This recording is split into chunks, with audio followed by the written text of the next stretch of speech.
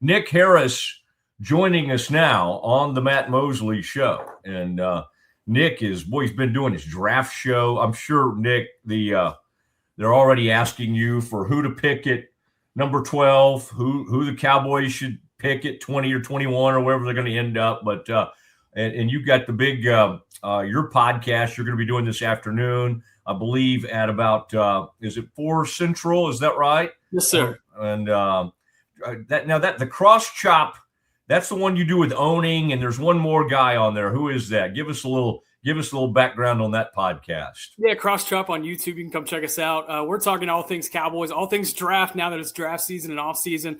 Today we're going to walk through basically what we're going to talk through right now, Matt. But John owning a PFF, and then our producer, Caden Gates.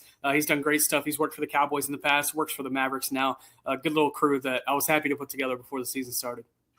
All right, and the Eberflus news comes this morning. As you were breaking that and reacting to it, I don't think it comes as a shock. The only bit of surprise is that Jerry, after years of covering Jerry, you know this and I know this, he sometimes likes to let things linger. And people go, well, why would you do this to this person? Or how could you let this person hang out in the wind? Jerry doesn't really view it that way. He kind of likes the ability to let things lie as they are, because he thinks, buys him more time to do whatever he needs to do, whether that's setting up interviews, talk to people, all of that.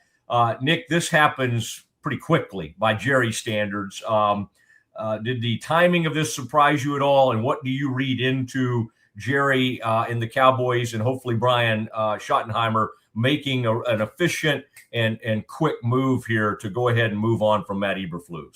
Yeah, the decision itself, not necessarily surprising. The rhetoric over the course of the last 3 weeks, it had been trending this way, that Eberflus was most likely going to be canned. The timing, I would say, a bit surprising. Yeah, like you said, if history tells us anything, it's that it is going to be an elongated process to make the decision that everyone sees is going to be inevitable.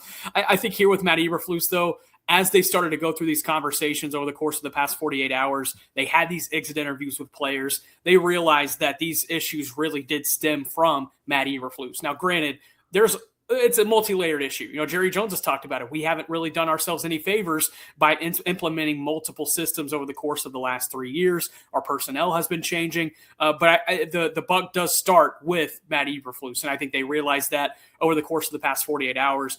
Brian Schottenheimer was talking after the game in New York on Sunday, talking about how they want to get through this process in the next 10 to 12 days. Now I see that they want to get a coordinator probably hired in that 10 to 12 day range rather than making a decision itself on Eberflus. And so that's going to be very fascinating to see if they try to make this a quick process.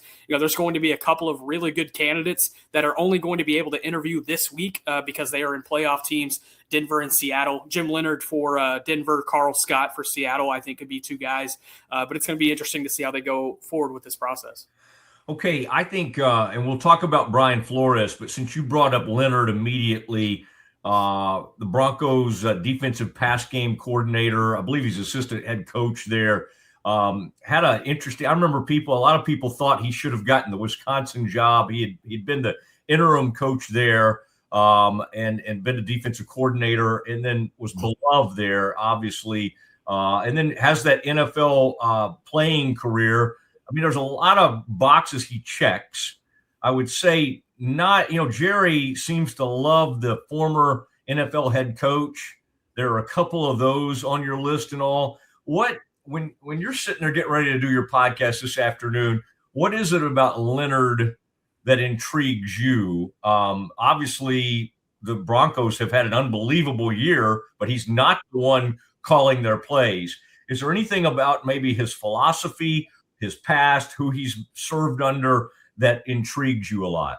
Everywhere he's gone, he's had sound physical defensive backs, whether that be at Wisconsin. Even in his 1 year as an analyst in Illinois, you saw an uptick in their pass defense. I don't know if you can directly credit that to Jim Leonard, but it is certainly notable. And this team has had interest in Jim Leonard in the past. Going into the Mike Zimmer hire in 2024, Jim Leonard was a name that was getting thrown around and has supporters inside of that building. And so Jim Leonard, I think, would be a name to really watch here as far as an interview goes. Now, could he get the job?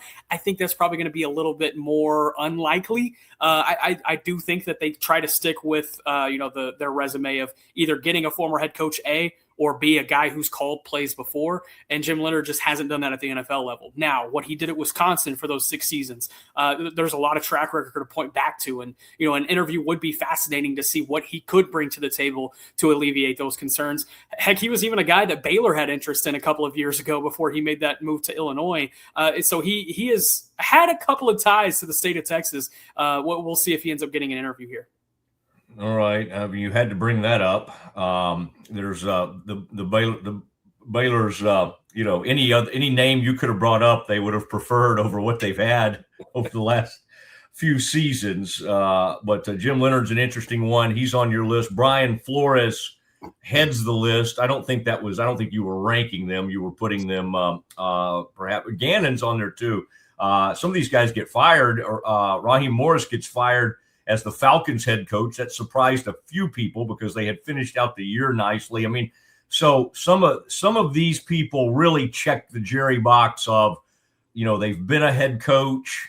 Eberflus it didn't work out. I mean, how much did you see of a drain? I wanted to ask you about that. Schottenheimer, his first year as a head coach, all the things that come with that. He's doing really well on offense, but having to try to fix the defense and not really being able to get repaired. At times it looked like maybe they were making inroads and then it would backtrack.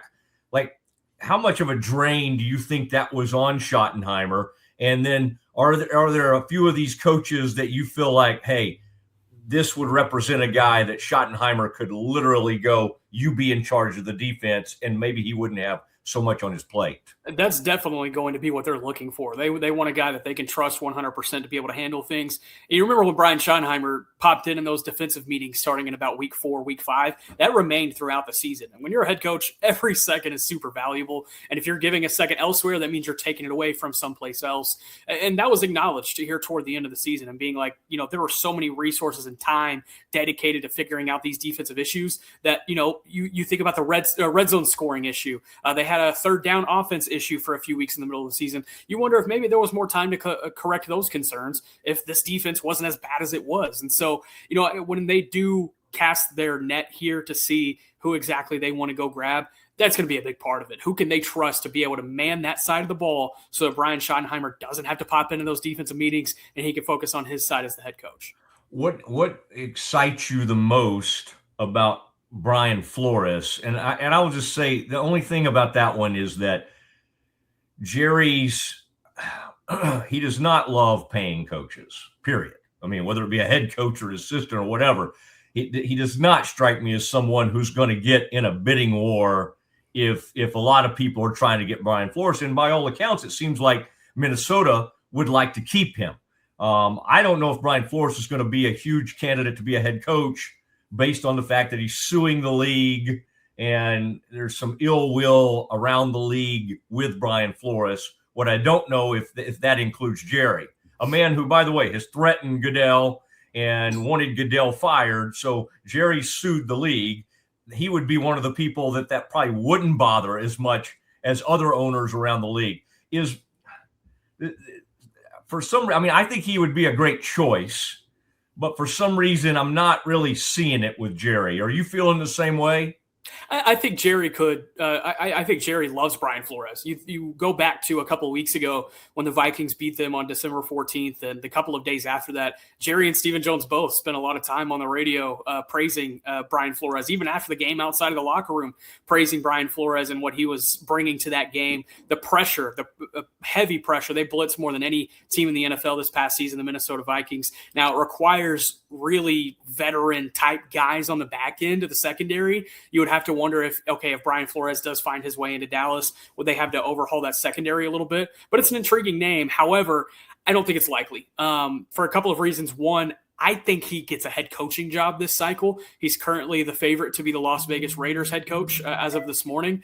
And then also, even if he doesn't get a head coaching job, I don't think Minnesota lets him go. And as far as, Jerry potentially getting in a bidding war, if that is what it ends up being. Jerry did pay Dan Quinn the highest of any coordinator in the league a few years ago, but again, that was after a couple of proven years of experience and some track record there, whereas this would be a first year, obviously, as defensive coordinator. Isn't it funny to hear Jerry talk about, it's like he doesn't want to admit that Quinn was pretty dang good, right? He paid him a lot, and he said, well, we were porous even 5 or 6 years ago. And he's kind of talking about, I think, the Quinn's run defense years, except that, like, those defenses actually had an identity, and it was takeaways. Now, part of the guys doing that, or one of them's gone, right? And one of them had a up and down year, talking about Deron Bland. But it is interesting because when you talk about all the failures, Mike McCarthy, and I'm wondering, like, how much say Schottenheimer will have in this deal. I think we immediately go, I hope he has a lot to say. I think it'd be good. Sink or swim on your own merits. But I'll also remind you that Mike McCarthy at one point signed up Mike Nolan, right? And that lasted 1 season, and that was a disaster. How do you see that playing out between Jerry and Schottenheimer and Steven, having been around the Cowboys now for several years? And how much say do you think Schottenheimer, and knowing how much say, depending on how much say you think he'll have, where do you think he would lean?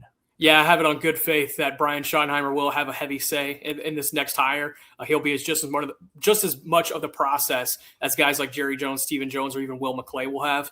He is a voice at that table this time around. Now, is that to say that he wasn't this past time when they hired Matt Eberflus? Yes and no. It's kind of a situation where it's like, okay, here's your dream job, but you got to hire this guy too. And you're like, all right, I don't care who that guy is. So it's, with Brian Schottenheimer, that was probably the situation he found himself in last year. Whereas this time around, he'll be able to help lead that search. He'll be able to cast that wide net, and he'll be able to sit at that table and be like, look, I think this is the type of guy we need, both from a culture standpoint, scheme standpoint, and from an adversity standpoint. When adversity hit Matt Eberflus this year, he did not respond. And Brian Schottenheimer and the culture that he's built over the course of the last year, he's going to want a guy that can kind of bounce back in those types of situations. And I think there's going to be some really good candidates. I think this is a good cycle to be in the market. I think they can land on the right guy with the right process. All right. And where do you see the Cowboys now moving in free agency, knowing they have some room in past years? They've been in trouble money-wise and all that kind of stuff, and so they haven't done as much. They have some money with the whole Micah Parsons and other things. They have some room to maneuver. Everything right now seems to be you've got to get help on defense, although the Pickens thing looms. As you're in your mind, as they prioritize things, and the kicker, by the way, who's, he's not, he showed that he was mortal, and he does miss some kicks over 55, but you probably need to take care of him as well. How do you think the Cowboys will prioritize the offseason, and how do you think that shakes out? Because it's like easy to go, oh my gosh, they got these 2 picks, and that's incredible. And yes, you want to land 2 starters there, but you also, as you just said, would like to meld that with some more veteran help on that defensive side of the ball. Yes, certainly. And looking forward to this offseason, currently as it stands today, they're $33 million in the red. That's what they're projected to be at under the cap. But they have a lot of different ways to create some money, whether that's restructures for Dak and CD, kind of pushing their numbers down the line a little bit, or if it's restructuring a contract for a guy like Kenny Clark. Kenny Clark has no guaranteed money left on his deal. He currently has $21.5 million that's set to hit the books next year. He's probably not worth $21.5 million. So they're going to have to get at the negotiation table and probably figure out a new contract for him. Terrence Steele is another guy. That's a guy that they could create. I believe it's right around $13 million of cap space for if they were to designate him as a post-June 1 release. I'm not in the camp of thinking that it's time to move on from Terrence Steele, but I think you could make the justification. Granted, that with the money that he's making, you would have to at least get at the table and be like, hey, man, you're not worth this money anymore. Let's at least figure out a different deal for you. I think that's probably the more realistic option. But there's ways to create money for this team where they head into free agency 40, 50, 60 million in the green, and they can make some things work. And that also includes whatever the George Pickens number is going to look like next year. And you mentioned the Pickens thing. I am fairly certain he is going to get the franchise tag early on, and that's going to kind of be a placeholder for them to work out a contract extension all the way up until July 15th. If that July 15th date comes around, he doesn't have that extension, then he will play under the tag. And so I expect that. And as far as the negotiation, man, there's no telling how a negotiation is going to go under Jerry Jones. Mm-hmm. Although he did say recently, didn't he, that he might be talking to this agent, right? He didn't, at least he's not saying he doesn't know the name of the agent. Yeah. And and true Cowboys fan. He's admitted he loves the soap opera, but it is funny that, and it happens when there's like a really good agent, right, who has great players. You're going to deal with the same agent a lot. But it's funny after this high-profile falling out with Micah Parsons that now on a huge player again, he's got the same agent to deal with. That will be interesting to watch. Okay, Tyler Smith. That's an interesting one because I thought he made you guys well aware of what did he say? You feel me, dog, or something like that recently. An all-pro guard, you feel me, bro? You feel me, bro? So, he's obviously become one of the best guards, if not the best guard in the NFL. And now there is some thought he's a competent player. He could probably get you through a season at left tackle. He's incredible at left guard.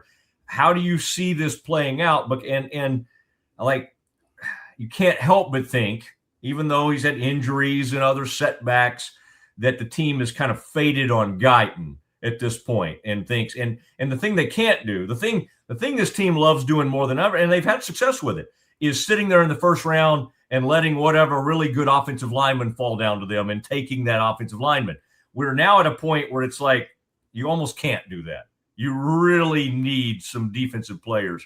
How do you see that side, Tyler Smith, factoring into all that? Yeah, I think this conversation has a lot more to do with Tyler Guyton than it necessarily does Tyler Smith, right? And that's kind of strange considering he's not the one that is having such controversy around his positional flexibility. But it's more of a luxury that they see with Tyler Smith.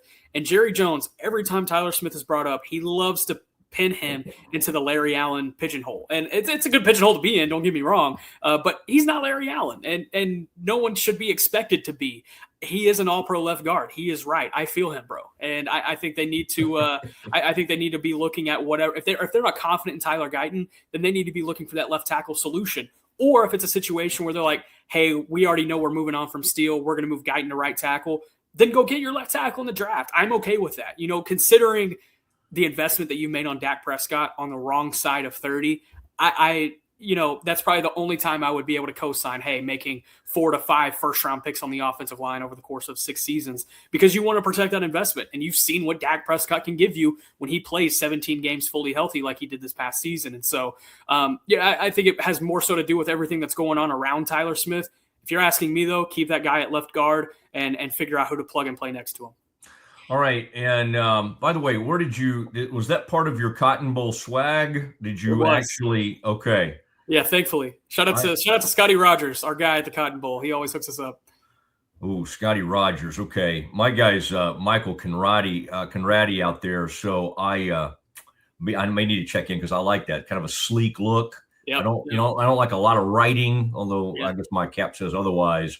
But that's a sleek looking Cotton Bowl, and I love the old insignia and everything like that. And I like the kind of the golfer. That's a golfer. Even if you don't play golf, Nick, you look like you could step up there and hit a pretty good tee shot right now. All right, so people will want to know your pick. That's what you'll be asked more than anything else in the coming days. Your pick for defensive coordinator. Leonard, you obviously know a lot about. Gannon, Raheem Morris, some of these other guys make sense. Flores, we don't think it's going to happen, but he would be an incredible choice. What is, as of today, if you were a betting man, who would you put your money on? I do want to preface that this is an early feel. This is not based off of any conversations I've had, more so about the conversations and dialogue that's been had over the course of the last 5-6 months. I think this is going to be a 2-horse race between Jeff Ulbrich, the former Falcons defensive coordinator, and Jonathan Gannon, the former Arizona Cardinals head coach.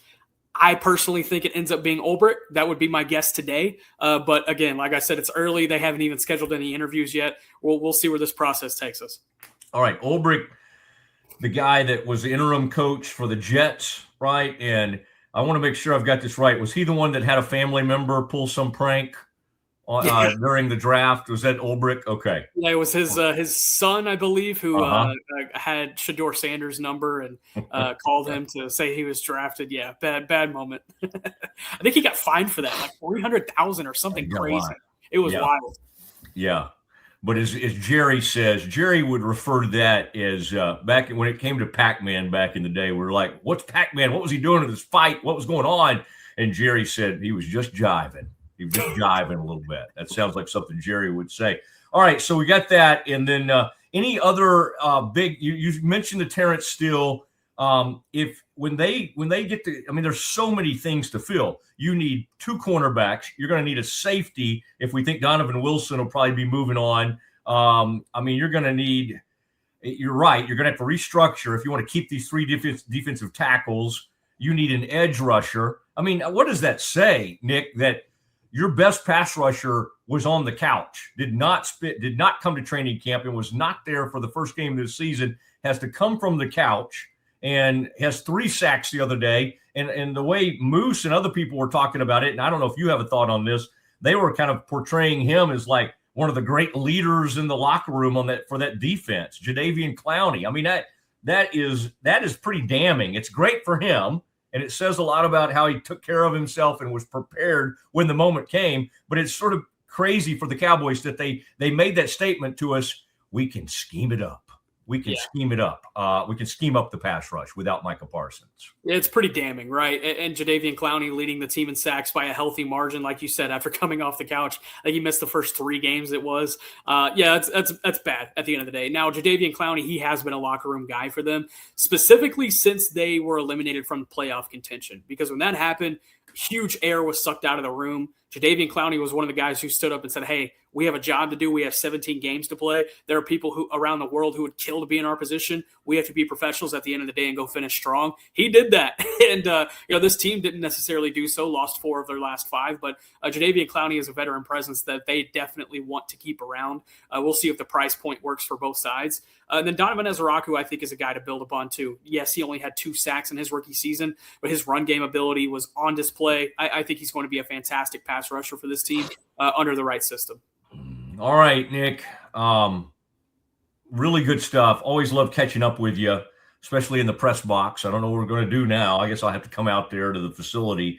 The Cross Chop podcast with Nick and Caden Gates and John Owning. John used to do some stuff for the morning news when I was still writing for them, and really admire his work. So that commences at 4 p.m. That'll continue, the Cross Chop. And then, of course, earlier today, you were doing your draft stuff, the draft show. So lots going on. You're going to have a lot on your plate. I mean, think about it, Nick. We spent at least I spent my young life thinking, I want to be on the radio. I want to be on the radio. And then I got that dream.